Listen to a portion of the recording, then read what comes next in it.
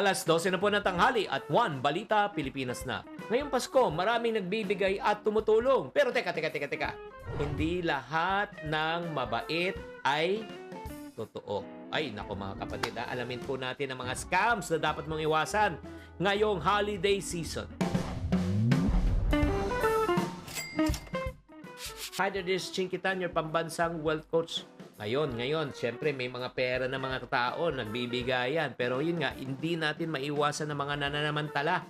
Oo, bakit kayo dapat mag-ingat kasi mas active ang mga scammers ngayong holiday season? Mag-ingat po kayo sa mga tinatawag na contest scam. Diba? Yung minsan na lang sasabihin sa'yo, uy, nanalo ka.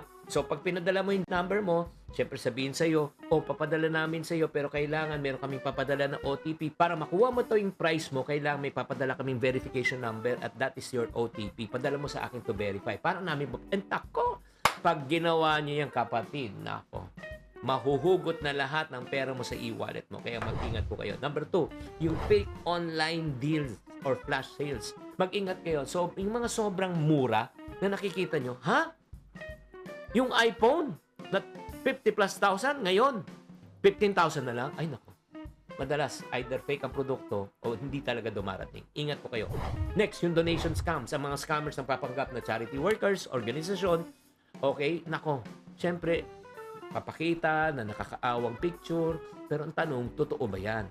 Next, ang loan and investment scams. May nag-aalok ng mabilis na pautang. Or ito guaranteed investment returns. Kikita ka ng 5%, 10%, 20% per month. Nako, huwag na kayo maniwala at huwag nyo na pasukan. Ito pang isa, ingatan po natin. Delivery scams. Yung may nagde-deliver ng package na hindi ka naman umorder at hihingan ka ng bayad, sabihin, kailangan para mailabas mo sa postal office or sa tinatawag nating customs, kailangan magbayad mo, kundi sayang. Ay nako, modus yan kapatid. Kaya tips para hindi ka mabiktima ng scam, think before you click. Number 2, verify nyo muna kung sino yung mga nagpapadala po sa inyo message. Yung mga too good to be true, it's not true. Huwag isi-share ang inyong OTP at personal information. Kaya ngayong Pasko, alam mo, kailangan mas maging mapanuri, matalino, protektahan ang ating pinagpagurang pera. Tatandaan, tamang karunungan, tamang disiplina, ang susi sa pagyaman.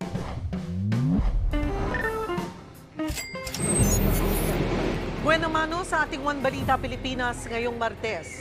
Pamorningan sa transport terminal ngayong bispiras ng Pasko. Ilan sa mga bumabiyahe pa Bicol, wala nang masakyan. Mga panghanda sa Noche Buena gaya ng hamon, karne, pati mga gulay. Nagsimahalan na ang presyo. Kung ang budget mo ay 500 pesos, hanggang saan kaya ang aabutin nito? Isang linggo bago ang New Year, Philippine National Police nagpaalala tungkol sa mga ipinagbabawal at delikadong paputok. Metro Manila Film Festival na bukas. Mga kalahok sa MMFF ngayong taon, level up na raw sa kalidad. At ito usap-usapan sa kabila ng mga issue. Joshua Garcia nagbakasyon sa Japan kasama ang atletang girlfriend. Balitang mainit-init pa! Yan ang latest sa showbiz hinahan. Ngayong tanghalian, kasalo si Cheryl Cosset. One Balita Pilipinas!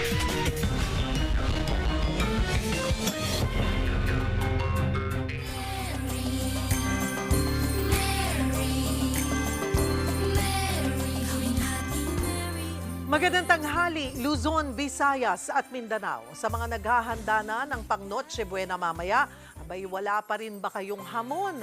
Marami nang namimili sa sikat na bilihan dyan sa Quiapo. Live na magbabalita si Mobile Journal, Ivan Tarinque. Ivan, kumusta ang sitwasyon dyan at magkano na ang hamon? Cheryl, umaga pa lang talaga ay mahaba na ang pila sa tindahan ng hamon na ito dito sa Quiapo, Maynila. Yung iba, talagang umaga pumunta para hindi na daw nila makasabay kapag dami ng tao. Mamaya, ang presyo naman, Cheryl, ng mga hamon dito, yung bone-in na hamon ay nasa 1,060 per kilo. Yung debone naman ay nasa 1,760 ang presyo per kilo. May ilang varieties naman ng mga slice na ham na mas mura, gaya ng scrap ham na nasa 430 pesos ang 1/4. 350 naman ang 1/4 ng sweet bacon at nasa 480 pesos naman ang 1/4 ng Chinese ham. Cheryl? Ano yung pinakamabenta dyan ngayon? Cheryl, lahat actually ng mga hamon dito ay talagang mabenta, no? Pero napansin natin, mas mahaba yung pila doon nga sa pila sa may slice ham, no? Gaya nito nga, nakuha tayo ng sample dito. At titikman natin kung ano ba yung lasa ito. Cheryl, ito yung scrap ham, no? So titikman natin kung ano ba yung lasa at bakit nga ba pinipilahan ito dito sa may Quiapo, Maynila. So tikman natin.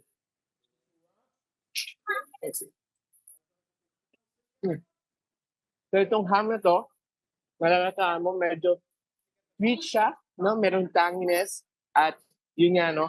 Talagang may chew, no? Dahil itong scrap ham, dahil iba-iba't ibang varieties ito ng parte ng ham, no? Ito kasi yung mga cutlings. So talagang iba't ibang texture at lasa yung iyong matitingman dito sa ham na ito, Cheryl. Yung scrap ham, yan ba yung masarap na ipalaman sa pandesal? Tama ka dun, Cheryl. Itong ham na to talagang perfect i-partner kahit saan, no? Sa tinapay, sa kanin, o kung saan man, no? Pwede mo nga siya actually papakin gaya ng ginagawa ko ngayon, no? Dahil ganun siya ka-perfect at on its own, na kaya na itong tumayo ng hindi pa kailangan ng ibang sauce para sa ay lalo pang sumarap, Cheryl. Magkano ulit, Ivan, pag scrap ham ang bibilin natin? Cheryl, ang scrap ham ay nasa 430 pesos yung 1/4 nito, nasa around 800 naman yung 1 kilo, ay yung kalahating kilo nito. So, mas mura siya, di hamak compared doon sa mas bibili ka ng isang buong na ham. Kaya yung iba talaga mamimili dito, yun talaga yung kanilang options doon sa mga slice na variety ng ham. Cheryl. Para matansya ng mga kapatid natin, yung hawak mong container, gaano karami ang kasya dyan? 1/4 ba? Ito, Cheryl, konti lang to. No? Kumuha lang ako ng konti para lang matikman natin. Okay. Yung 1/4 na kilo, actually, isa siyang plastic bag na parang ganito kalaki. Ito, display, pakita lang natin. Ganito siya kalaki, yung 1/4 na ham. Actually, okay na siya, no, for its price at talagang matitikman. At talagang actually kaya mong papakin mag-isa. Itong 1/4 na kilo ng ham na ito dahil nga talagang pag inumpisahan mo siya ay talagang tuloy-tuloy na napapapakin mo at kakainin mo to hanggang maubos. Takam na nga kami sa'yo, Ivan. Pero dun sa mga pupunta dyan mamaya, ano ang dapat nilang tandaan? Grabe ba ang tao? Hanggang anong oras bukas? Cheryl, yung iba nga, no, ang advice sa atin ay pumunta ng mas maaga dahil nga pagdating daw ng hapon ay talagang madami or siksikan na yung tao, yung pila dito. Actually, umaabot nga daw sa labas ng tindahan, yung haba ng pila sa specific na tindahan ng hamon na ito. No? Sa kapaalala na rin, Cheryl, na ito lang talaga yung kanilang store dito sa Manila at huwag daw magpapaniwala sa iba't ibang sinasabing resellers or distributors ng kanilang hamon dahil hindi daw sila connected sa mga ito. At Cheryl, hanggang 5 p.m. bukas itong tindahan na ito or hanggang maubos yung kanilang supply. Pero bukas ay sarado sila at muli namang magbabalik on December 26. Cheryl. Maraming salamat, Mobile Journal, Ivan Tarinque. Isa pang star ng Noche Buena ang lechon. Pero kahit tumaas po ang presyo, abay tuloy ang dating ng mga mamimili nito. Alamin natin ang sitwasyon sa sikat na bilihan niyan sa La Loma sa Maynila. Live na magbabalita si Marian Enriquez. Marian, magkano na ba ang kilo ng lechon dyan? Yes, Cheryl, nasa 1,500 pesos na nga yung kada kilo ng lechon dito sa La Loma. At sa kahit saan ka magtingin, talagang ganyan na raw noon. Nasa halos, pag bumili ka ng isang buong lechon, nasa pinakamababa na ay nasa 10,000 to 11,000 pesos. Mas nagmahal sila ng mga nasa 2,000 pesos ngayong taon kumpara nga noong last year. Kasi syempre, alam naman na natin yung nangyari nga sa paghihigpit lalo ng mga requirements sa permit sa ASF dahil nga yung pagbiyahe din ng mga supplier. So doon pa lang, kanina meron tayo nakausap na nakita na nakikipagtawaran na customer dito. Ang budget niya kasi dapat 8,000 para dito, dito sa pinakamaliit kumbaga, 8,000 pesos. Pero sabi kasi dito na nagtitindahin ako, sir, yung 8,000 pesos po na yan, yun pa lang yung benta sa kanila ng supplier, yun pa lang yung presyo ng buhay na baboy. Kaya kapag binenta nga rito, pinakamura po, 10,000 to 11,000 pesos. Cheryl. Magtataas raw ba sila ng presyo habang palapit din ang New Year? Naku, Cheryl, depende pa rin yan kung magtataas ng presyo yung mga supplier. Maraming factors yung kailangan nga rin nilang tignan, lalo na kapag may sama ng panahon, pag may bagyo. Dahil karamihan daw po nung pinagkukunan nila nga nitong mga baboy, tawid dagat pa. Yung ilan, meron din sa Quezon, Masbate, Bicol. Kaya eto, mapapansin nyo, meron din silang hirapan, kumbaga, sa pagkuha nga ng supply. So, depende pa yan kung ano yung magiging presyo nung ibibigay sa kanila ng mga supplier. Cheryl. Ano bang mabenta ngayon? Yung buo o yung tingi-tingi? Cheryl, kanina ang dami natin nakikita dito na nakikipagtawaran, bumibili nga nitong mga buo na mga lechon. Pero meron din tayong nakitang marami din pumipila po doon sa mga tingi. Yun yung 1,500 pesos kada kilo. Meron din para sa lechon belly. Kung gusto nyo naman ng lechon belly, ganun din yung presyo. Pero mabenta talaga nga, ito yung maliliit. Yun yung maliliit na 10,000 to 11,000 pesos. At kung gusto nyo bumili naman, nung bandang tingi-tingi doon, paa, ulo, nasa 750 pesos per kilo. So nagmahal sila ng mga 200 pesos ngayong taon na kumpara noong nakaraang taon. So eto nga, at titikman natin, Cheryl. Siyempre, meron tayong ditong lechon, mula sa Milas Lechon. Takamin ko lang kayo saglit ha. Total bisperas naman ng Pasko. Itikim mo na lang kami. Ang paborito ko talaga yung titikman ko talaga to, Cheryl. Favorite ko talaga ang lechon. Ay, tong, rinig na rinig namin. Thank you, Lord. Merry Christmas talaga. Magpapa-Merry Christmas ka talaga pag ganito yung coverage mo, no? Oo. Baka nga ni-request mo pa na dyan ka Kaya yung mag-cover mga ngayon. kapatid po natin, ay nako, at saka bukas, abangan nyo ang coverage ko bukas. Pero ito muna, Cheryl, sa mga kapatid natin na ayaw ng ma-traffic, meron palang online, pwede po bumili online. So kung gusto niyo pinipicturean din nila yan bago ipadala yung mga lechon. And para naman po doon sa mga iba pa nating mga kapatid, mas mura nga lang kapag pupunta ka dito, maglalakad ka kasi pwede ka makipagtawaran bukod sa makikita mo yung quality. Minsan magbibigay pa sila ng mga tawad 50 pesos na diskwento. Pero yun nga, maganda may online sila. And eto, makikita nyo rin naman kung pupunta kayo dito. Para sa mga pupunta po, 5 p.m. daw nagsa-start. Sobrang haba na ng pila dito. Kaya kung ayaw nyo pong matraffic at makipagsiksikan, medyo aga-agahan nyo na po. Oo. Masisiguro ba kung ganito nakaaga bibili? Pagdating ng midnight, usually, di ba? Isisave natin yan sa midnight. Malutong pa rin kaya yung yung balat or yung kanilang tip para maging malutong ulit pagdating ng ng Noche Buena talaga. Cheryl, basta siguraduhin nyo native yung mabibili ninyo. Kasi ang kwento sa atin dito nila atin, syempre tinignan na natin yan. Kapag native po yung nabili ninyo, yung mahaba yung buntot, ayan, kahit na kanina pa sila naluto, malamig na yung balat. Pero pag kinain nyo po, ito, crunchy pa rin. So, make sure then na native yung mabibili ninyo. Ay, nako Marian, takam na kami. Sige, hihintayin namin kung may matitira pa dyan sa kinakain mo papunta dito sa office. Maraming salamat, Marian Enriquez. Samantala, habang naghahanda na po para sa Noche Buena ang marami sa mga kapatid natin, may mga nasa bus terminal pa rin na nag-aabang ng masasakyan.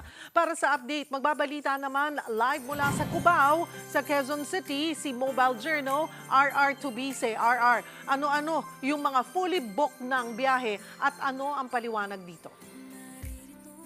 Cheryl, tama ka nga dyan, no? Marami dito sa ating mga pasahero dito sa bus terminal, naghihintay pa rin talaga na makahabol sa Noche Buena mamayang gabi sa kanilang mga pamilya sa probinsya. Lalo na, yung merong tawid dagat, yung papunta sa Masbate, yung sa Catanduanes. Paano yung mga kapatid nating papunta doon sa mga fully booked na? Maghihintay pa rin ba sila? Cheryl, actually, itong mga, ang siste, itong mga pasahero, talagang chance passenger na lang. Hindi na sila makakasakay sa mga bus kung walang mga pasahero na no show up, kumbaga, or yung mga hindi sumipot. Kanina nga, yung mga nakausap natin, na kaninang umaga, yung mga madaling araw, tatlong station na, tatlong terminal na ang kanilang pinuntahan, pero hindi pa rin sila nakakasakay. So, yun ang magiging problema. Kaya talagang kailangan nilang maghintay. Yung iba, ang sabi talagang kung kailangan nilang maghintay hanggang bukas, gagawin nila makauwi lang sa kanilang mga probinsya. Hindi raw ba magdadagdag ng mga biyahe? Or na-max out na yung dagdag biyahe na pwede? Ayun, unfortunately, Cheryl, hindi na magdadagdag ng biyahe. Yung mga nakausap nating bus terminal na papunta sa Bicol, no? Ang susunod nilang biyahe ay yung bukas na December 25 gabi. Yung para ngayon sa December 24, isa or dalawang bus na lang yung inilaan ng mga bus terminal dito sa Cubao, sa Quezon City. Yung mga papuntang Bicol, isa or dalawang bus na lang talaga yung inilaan nila. At hindi pa kasama doon yung para sa mga chance passenger. Kung meron mga bus na idadagdag, wala pa rin kasiguraduhan yun.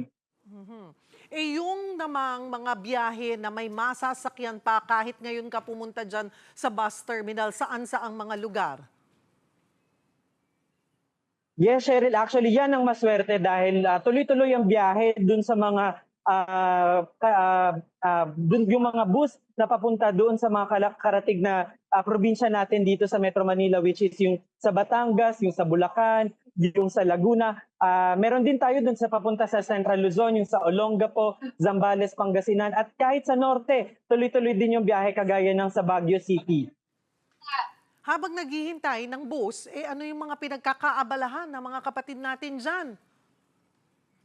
Ito yung mga actually dito, Cheryl, yung mga pasahero natin dito mga fully booked na rin. Ito yung mga chance passenger. At siguro try na rin natin kumausap ng isa sa mga pasahero. Hello, ma'am.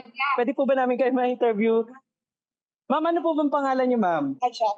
Ano po? Janice. Si Ma'am Janice. Ayan, si Ma'am Janice ay papunta. Saan po kayo, ma'am, papunta?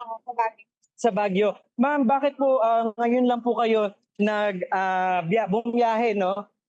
Hindi nyo po sinubukang bumiyahe ng mas maaga?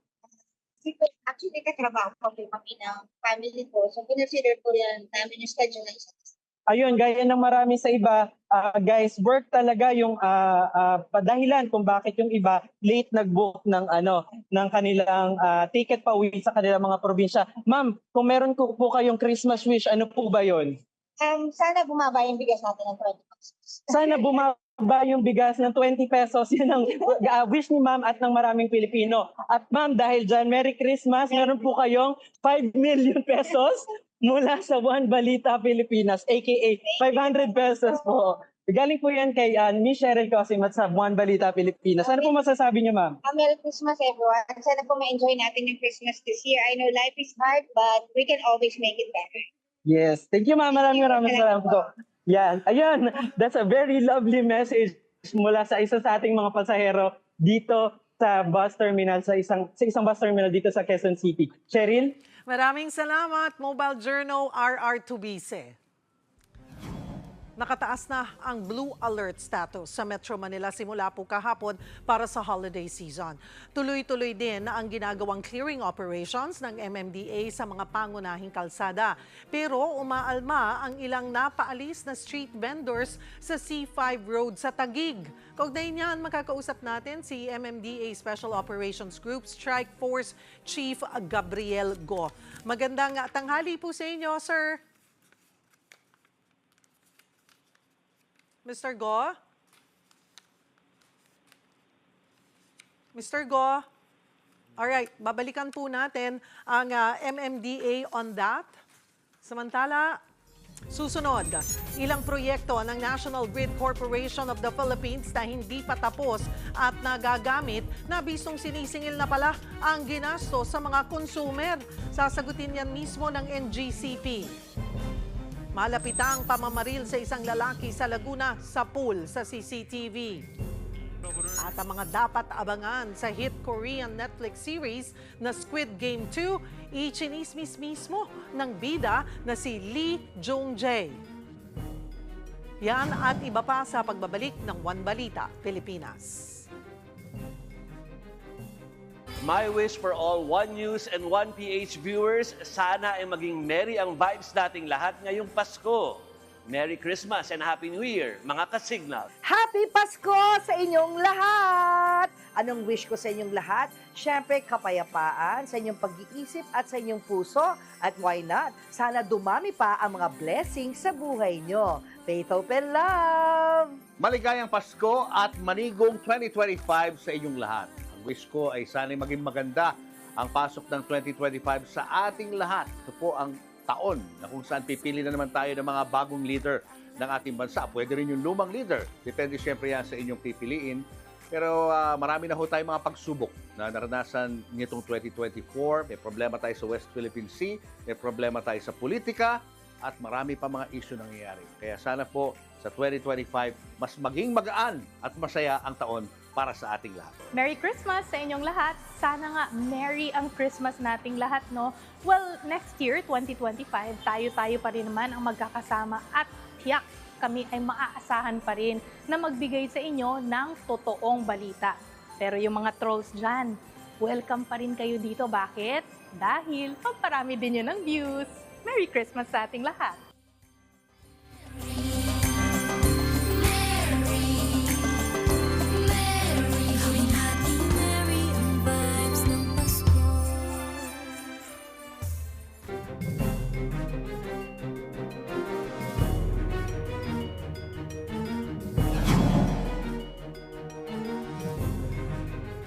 Sa puntong ito, balikan po natin si MMDA Special Operations Group Strike Force Chief Gabriel Go tungkol sa Blue Alert status na itinaas sa Metro Manila para sa holiday season. Magandang tanghali po sa inyo, sir.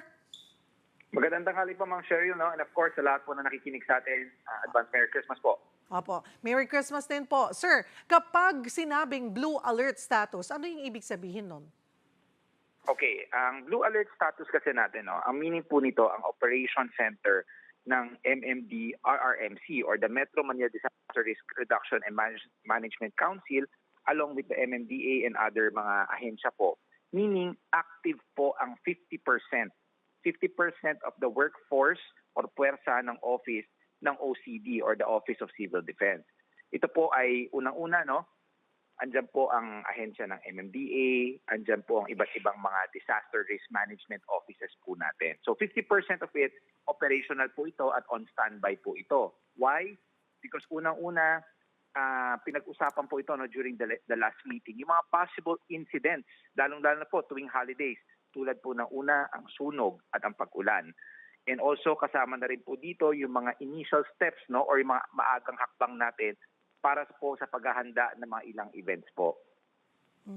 So, kumusta naman po yung pagbabantay ninyo sa EDSA at iba pang major roads sa Metro Manila ngayong pagpasok po ng Christmas week? Well, so far, Ma'am Cheryl, no, tuloy-tuloy naman po ang ating pagmamando at ang ating traffic management plan when it comes to for this Christmas or this holiday season.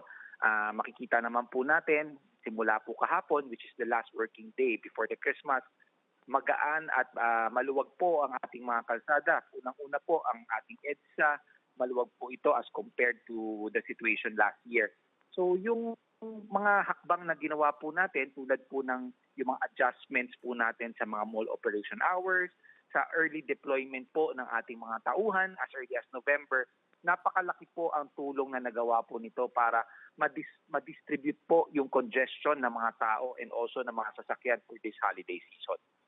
Nito pong mga nakaraang linggo, puspusan yung inyong clearing operations pero tinawag itong anti-pour ng mga apektadong street vendors. Ano po ang sagot nyo on this? Well, unang-una, ang pagpapatupad po natin ng mga batas traffic, yung mga batas po natin when it comes to road clearing, mga sidewalk clearing, ito po ay dapat talagang ipatupad na mahigpit. Bakit? Isa sa nagiging problema po dito yung traffic congestion. It narrows down sa mga illegal parking, mga nakahambalang sa kalsada, mga nakahambalang po sa sidewalk. So kung hindi po natin ipapatupad ito ng maayos, hindi po natin mababago ang kondisyon ng ating mga kalsada or ating mga lansangan. Pangalawa, definitely ang ating ahensya or ating mga clearing operations is not anti-pour. We operate lahat naman po, wala po kaming pinipili, whether mayaman, may kaya man o wala. Kung kayo po ay nakahambalang sa kalsada, you are illegally parked, you are obstructing the sidewalk, kayo po ay nagnenegosyo sa mga lugar na pinagbabawal, then definitely kailangan po natin ayusin ito. Always remember, lagi nga namin sinasabi, wala pong masamang maghanap buhay. It's just that kailangan po natin ilagay sa tamang lugar, sa legal na lugar at sa legal na pamamaraan po. We cannot kumbaga sacrifice yung mobility ng ating mga sasakyan. We cannot sacrifice yung safe passage ng ating mga pedestrian sa mga sidewalks po natin. Ano po ang paalala natin sa mga motorista ngayong holiday season, sir? Well, as always po, lagi namin pinapaalalahanan, pairalim po natin ang disiplina sa ating mga kalsada, whether kayo po ay nagmamaneho, kayo po ay nagko-commute, gumagamit ng pampublikong transportasyon. And of course, since it's a holiday season, maraming mga selebrasyon. Paalala lang po namin, let's all be cautious, let's all be sensitive when it comes to road safety. Kung tayo po ay magkakaroon ng selebrasyon at hindi po natin kakayanin magmaneho o umuwi po sa ating mga bahay, huwag po nating pipilitin. Always remember yung kapakanan at safety ng sarili po natin and also yung mga kasama natin sa kalsada. Marami pong salamat, MMDA Special Operations Group Strike Force Chief Gabriel Go. Sa iba pang balita, nagbabala ang mga kongresista na babawiin ang prangkisa ng National Grid Corporation of the Philippines o NGCP. Ito'y matapos lumabas sa pagdinig ng House Committee on Legislative Franchises ang ilang paglabag ng kumpanya sa kanilang prangkisa. Kasama rin daw sa tututukan ang umano'y hindi patas na charges ng NGCP sa mga consumer para sa mga hindi natapos na proyekto. Para sagutin yan, makakausap natin si NGCP spokesperson, Attorney Cynthia Alabanza. Magandang tanghali po sa inyo, Attorney. Ay, naka-mute po kayo. Sorry. Good afternoon, Cheryl. Apo. Salamat po sa oras. Attorney, partikular na kinwestiyon nga po ng mga mambabatas yung ipinasang charges ng NGCP ng unfinished capital expenditure projects sa consumers. Magkano po ang ibinabayad ng consumer para rito at ano po ang paliwanag ninyo on this para mas maintindihan po namin? Okay, ang NGCP kasi ang aming charges, hindi yan 1:1, no? Nakabulto yan sa maraming proyekto na dapat na ilalatag na namin kada 5 taon. Unfortunately, hindi nagawa yan ng Energy Regulatory Commission mula 2016 hanggang ngayon. Hindi kami nakapaglatag ng aming mga proyekto. So, unang-una, yung sinasabi nilang sinisingil ng hindi pa natatapos, yan ay bahagi sa regulatory framework para siguraduhin hindi mabubulunan ang mga consumers sa kanilang bayarin ukol sa mga napakalaking proyektong tinatayo namin. At katulad lang yan ng pagpapatayo ng bahay, no? Meron tayong tinatawag na progressive billing. Ibig sabihin nun, yung contractor na kukunin natin, hindi natin siya babayaran sa dulo ng proyekto ng bultuhan. papabayaan tayong magkaroon ng down payment, tapos progressive billing after that.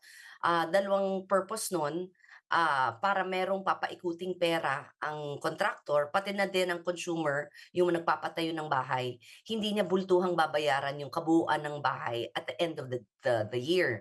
Katulad na lang sa NGCP, ang aming mga proyekto ay bilyon ang halaga. So pag-aantayin mo yung pagtapos ng proyekto bago mo umpisahang i-charge yung consumers dyan, baka biglang mabulunan.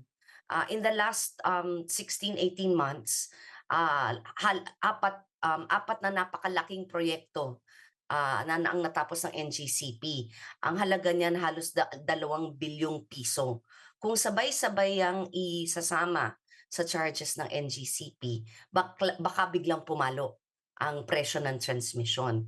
So ang regulatory framework na na in place nung panahong ng Transco pa, nang nasa gobyerno pa, na minana lang ng NGCP, ay pinapayagan ng Transco na maningil bago pa niya matapos yung proyekto para hindi mabulunan ng consumer. Para saan po ba yung proyektong ito at kailan inaasahang matatapos at mapapakinabangan po? Cheryl, hindi ito isang proyekto, ongoing project to. We have more than 100 projects na natapos at merong mga 100 projects that are in the pipeline. So hindi yan isang proyekto na inaantay nating matapos. Maraming proyekto yan kasi kailangang patuloy ang pagpapalawig ng NGCP ng transmission system para maging handa siya tanggapin ang paglaki ng gamit ng kuryente at yung pagpasok ng mga bagong power plants na magtatayo, na itatayo. So hindi to isang proyekto na I think may misconception dito na hindi natapos pero sinisingil. Hindi. Meron yang schedule na nagkaroon ng delay, merong regulatory delay, merong delay sa permitting ng gobyerno, merong delay dun sa pagbigay ng approval at ng Energy Regulatory Commission, meron ding delay sa korte at delay sa pagkuha ng right of way. Pero lahat yan ongoing at natatapos rin. So yung mga sinita nila couple of years ago na proyektong delayed, marami dyan natapos na. Okay. So ongoing yan. Ang tanong na lang, gusto ba nating bultuhan ng bayaran para mabulunan ng consumer?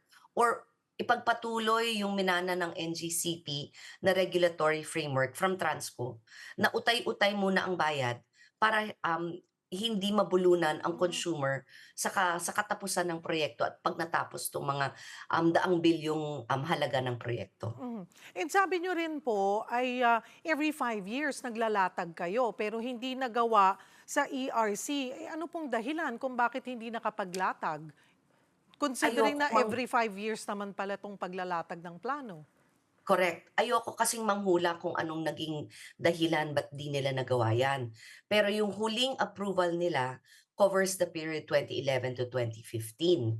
So noong 2014, dapat uumpisahan na yung susunod na period, yung tinatawag nating fourth regulatory period that covers 2016 to 2020.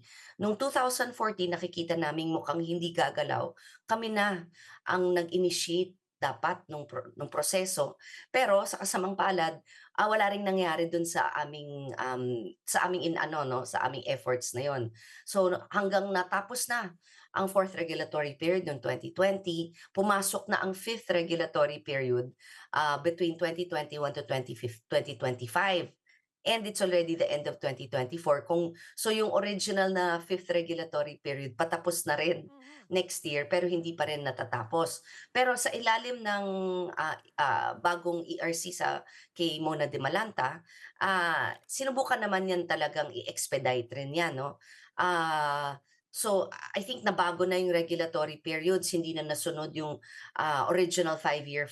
So nasa kalagitnaan kami ng pag-review nila nung nakaraang mga taon at titingnan nila kung yung fifth regulatory period mag-extend beyond 2025. Pero again, Do'n kami siguro nahihirapan kasi yung sistema na napakalinaw nung panahon ng Transco na napakinabangan rin namin yung pagkalinaw nito noong 2011 up to 2015, medyo nagulo talaga. So, ang maraming misconception na may proyekto kaming hindi tinatapos. May delay, pero natatapos rin 'yan eventually kasi, wala rin kaming magiging kita kung hindi kami magtatayo. May misconception diyan na ayaw ni NGCP magtayo, nagtitipid kami. Hindi ho totoo 'yun kasi kami ay revenue cap. Ang pinapayagan lang sa'min na makolekta is recovery o pagbawi ng mga ginastos. Wala kaming opportunity na mag-overcharge. Kasi yung ginastos lang namin, ang pinapahintulutang makolekta at a little bit of recovery. May konting kita, pero yung kita na yon dictated ng ERC. So marami talagang misconception sa negosyo ng NGCP.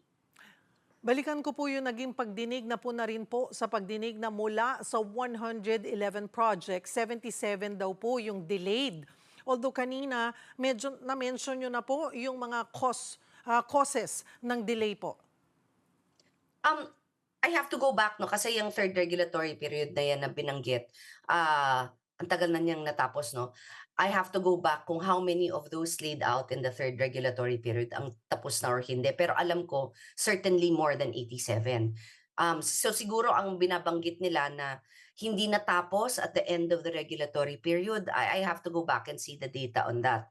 Pero yun nga, at the end of the day, even if may delay yan, natatapos rin eventually. Kasi siguro ang iniisip ng tao yung katulad ng trabaho ng minsan, no, mag-umpisang magbungkal sa kalye tapos iwanan lang nakabuyang-yang. Hindi ho kami ganun. Nagkakaroon lang ho talaga kami ng challenges. Isa sa mga binanggit ko sa komite kahapon sa hearing ng Legislative Franchise Committee yesterday was yung Supreme Court ruling na nahihirapan din kami na sinasabi nila na pag walang ERC approval, hindi kami pwedeng magtayo ng proyekto. Pero ang problema natin dito, ang dami naming mga proyektong nakasalang sa ERC na wala pang approval. In the last year, naghabol sila, 14 ang kanilang inaprubahan. Kaso lang, no, minsan magtataka ka rin kasi yung approval, yung remaining time para tapusin yung proyekto, pagkatapos ng mahabang taon ang inaantay namin sa approval, bibigyan ka lang na napakaliit na panahon para tapusin. Isa dyan yung proyekto namin sa Lagindingan in Mindanao. 2 buwan lang ang binigay sa amin ng ERC para tapusin. So parang kailangan rin nating kumbaga i-rationalize. Yan yung ibig ko sabihin kahapon nung sinabi ko sa komite na kailangan nating i-rationalize at i-align ang mga timelines. Kasi kailangan rin ng NGCP ng makatarungang panahon para tapusin itong mga napakalaking proyekto. Nagkaroon din daw po ng paglabag ang NGCP, attorney, dito sa Section 8 ng Republic Act 9511 kung saan dapat i-alok sa publiko ang yung at least po 20% shares ng outstanding capital stock. Pero 98.6% daw po ng share ng NGCP ay pag-aari ng private companies at dayuhan. Ano po ang sagot dito ng NGCP? Yung sinasabi nila kasi nasa batas 'yan, nasa prangkisa ng NGCP na ipinasaan ng both houses of Congress, so Senate and Congress.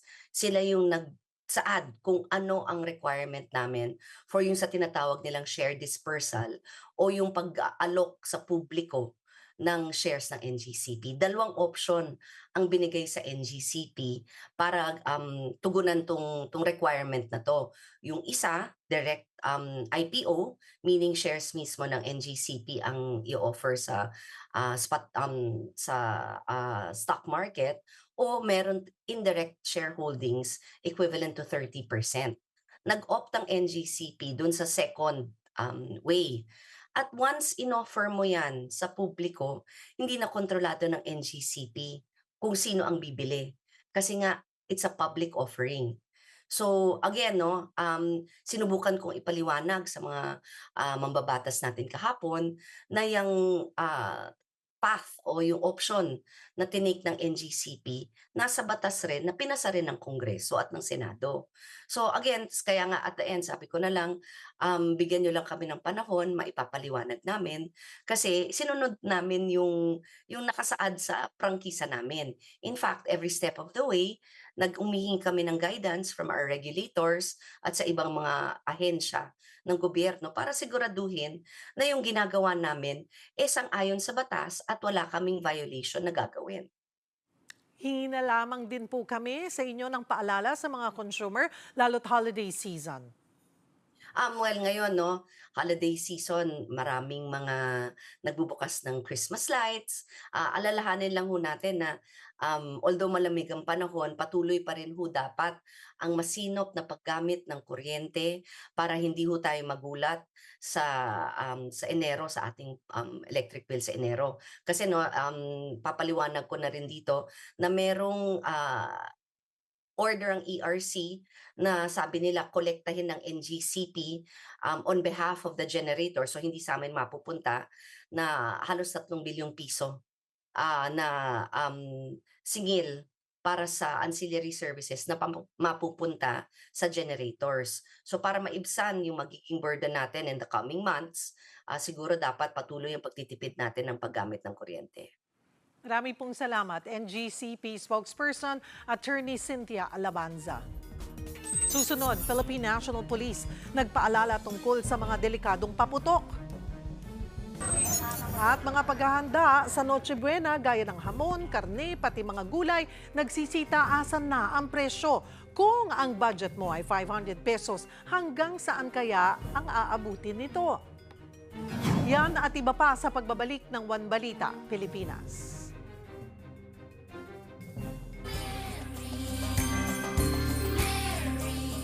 Hello mga kapatid, I am Mojo Amy and I'm wishing you all a very Merry Christmas and a Happy New Year. And ako personally, my wish for 2025 is lahat tayo happy at masagana ang career. Happy holidays mga kapatid! Ako po si mobile journalist Francis Orsio and I wish everyone to have a fruitful Christmas holiday season at wish ko rin po, syempre, world peace, lalo na sa dami ng mga nangyayari ngayon sa ating kapaligiran. Hello to all the viewers of One News, One PH, and Signal TV. This is Gretchen Ho, greeting you a Merry, Merry Christmas. Sa gitna ng lahat ng gulo sa mundo, sa politika at sa social media, ang aking hiling at ang aking ninanais para sa inyo ay tayo ay magkaroon ng panahon para sa pagninilay, para sa pamilya at panahon para magpasalamat sa biyaya ng nakaraang taon. I wish you a peaceful, joyful, and a very Merry Christmas. Ho, ho, ho!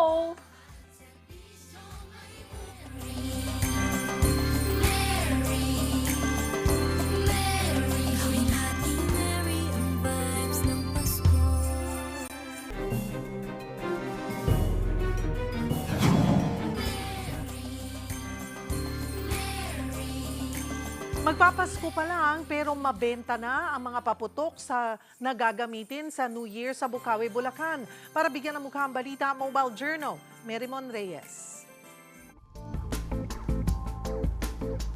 Bukod sa Pasko, inaasahan na rin ang ingay at kulay ng mga paputok para sa pagsalubong ng bagong taon.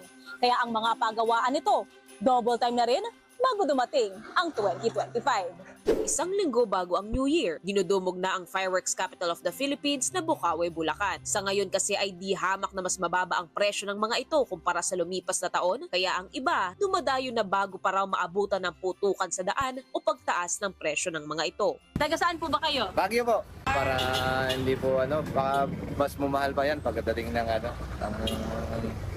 bagong taon. Ayon sa presidente ng Philippines Pyrotechnics Manufacturers and Dealers Association, bagaman mataas na ang demand ngayon sa fireworks at mga pailaw, wala pa namang hibik ang mga manufacturers na magtaas ng sobra sa presyo.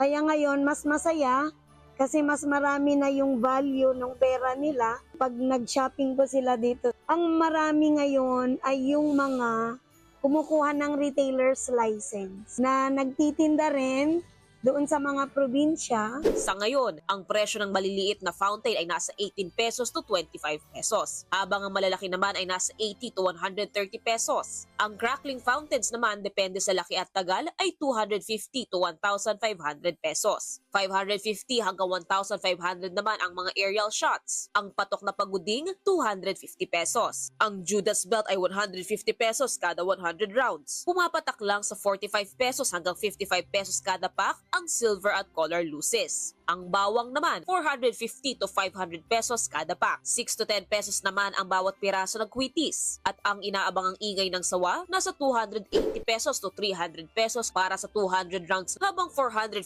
pesos naman ang 500 rounds. 700 pesos ang 1,000 rounds at nasa 3,000 ang 5,000 rounds. Nilabas naman ng Philippine National Police ang listahan ng mga ipinagbabawal na paputok tulad ng Piccolo, Bin Laden, Super Lolo, Goodbye Philippines, Yolanda at Giant Whistle Bomb. Mahigpit naman na binabantayan ng lokal na otoridad ang safety regulations na dapat obserbahan sa Bukawi, pati ang pagsalakay sa mga nagbebenta ng banned fireworks.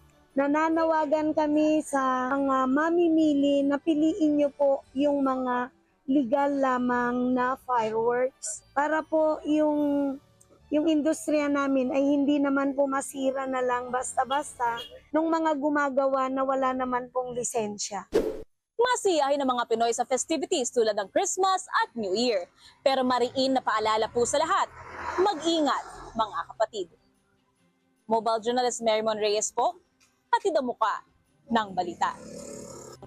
Mamaya, Noche Buena na. Nakapamili na ba kayo ng panghanda? Paano kung ang budget na ibigay sa inyo 500 pesos lang? Para bigyan ng mukha ang balita, Mobile Journal, Amy Atienza. Ngayong bisperas ng Pasko, marami pa rin ang nagagawi sa mga palengke para sa last-minute na pamimili. Kamusta naman kaya ang presyohan ng mga bentahan para sa Noche Buena? Iba't ibang klase ng putahe ang hinahanda ng mga Pinoy tuwing Pasko. Pwedeng spaghetti o pansit, o kaya na may mga seafood gaya ng hipon at alimango. Dito sa Farmers Market sa Cubao, ang presyo ng baboy nasa 340 pesos ang kada kilo.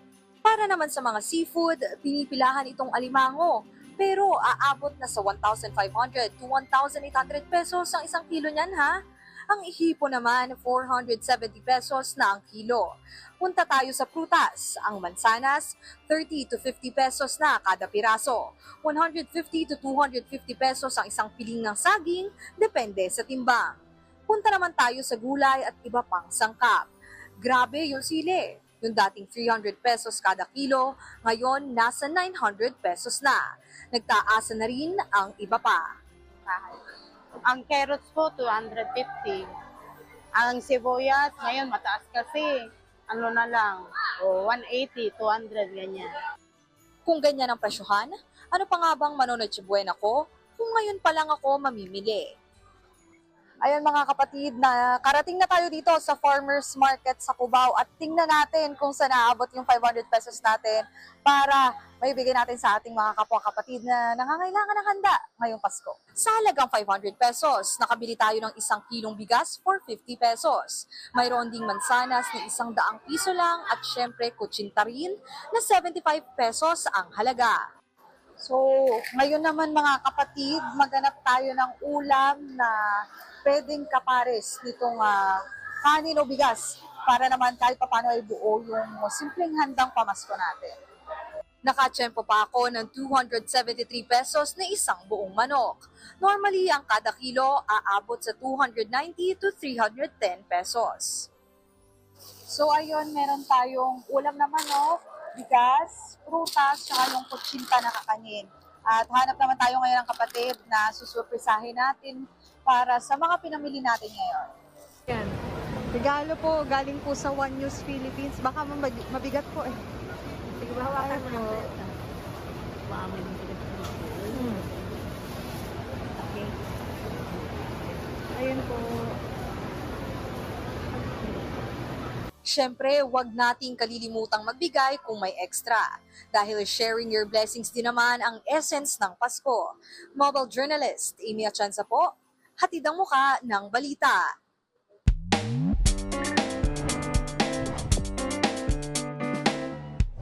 Magandang tanghali mga kapatid. Huling araw ng simbang gabi ngayong bilang pagsalubong sa araw ng kapanganakan ni Hesus Kristo. Karamihan sa mga Katoliko ay dinadaluhan ang lahat na siyam na misa de Gallo para makuha ng wish. Ikaw kapatid, nakumpleto mo ba ang simbang gabi at anong wish mo? Tara samahan niyo ako at magtatanong tayo dito. Ang wish ko po is yung peace of mind, payapang Pasko, yung kasama yung pamilya. Maging masaya. Ang wish ko po ngayong Pasko, dahil matagal-tagal na rin po ako hindi nakauwi sa amin, sana po maging okay yung pag-alis ko po at maging sana safe po ako yung travel ko sa pag-uwi po ng probinsya. Magkasakit yung mama ko, mga anak ko, yun lang. Kahit wala kami handa, okay na kami, basta kompleto kami family. Ako, wish ko ngayong Pasko, healthy yung mga anak ko, taas nilang magkakasakit. Tapos, sana pagdating ng 2025, pagaan na yung lahat. Yun lang. Ako ang inyong ani ng bayan, ang tunay at nag-iisang pantanggal umay sa pananghalian.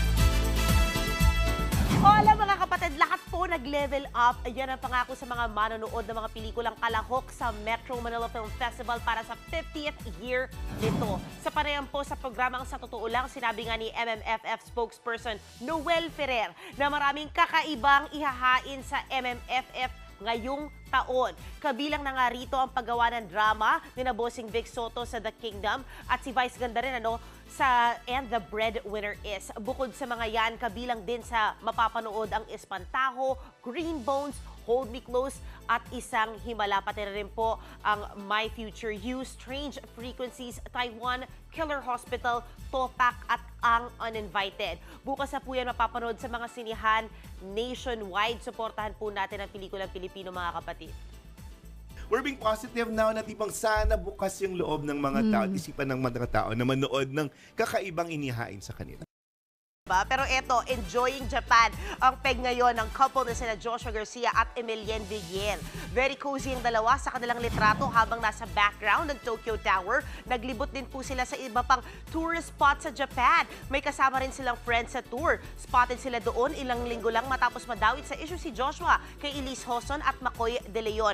At kung nakita nyo nga, si Papu Julius Babaw at si Mamu Tintin Babaw, may picture pa. Nakasalamuhan nila sa Shibuya Crossing si Joshua at si Emilienne. O, diba, bongga? Check nyo yun. Anyway, guys, yun muna ang latest sa showbiz. Balik sa'yo, Cheryl. Thank you, MJ. OMG, mga kapatid, abay bispiras na po ng Pasko.